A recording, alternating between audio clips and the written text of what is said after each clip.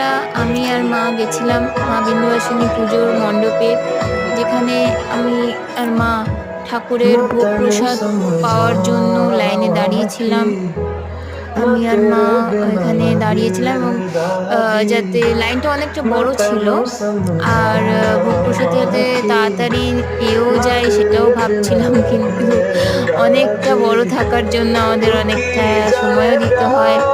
সময় নিয়ে দাঁড়িয়ে থাকতে হয়। এরপর ওখানে তো দাঁড়িয়ে, দাঁড়িয়ে সুন্দর গান হচ্ছিল, শুনছিলাম।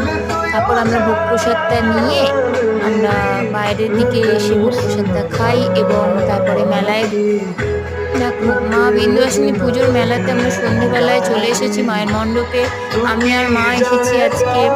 আর দূর থেকে দেখো মায়ের মণ্ডপে মাকে দেখা যাচ্ছে। আমরা এতটাই দূরে ছিলাম, মণ্ডপের একদম মাঠের শেষ প্রান্তে ছিলাম। সেখানে আমাদের মা বিন্ধ্যবাসিনী পুজোর ভোগ প্রসাদের সন্ধ্যা আরতির ভোগ প্রসাদের লাইন পড়েছিল, তাই আমরা লাইনে দাঁড়িয়েছিলাম প্রসাদ নেব বলে।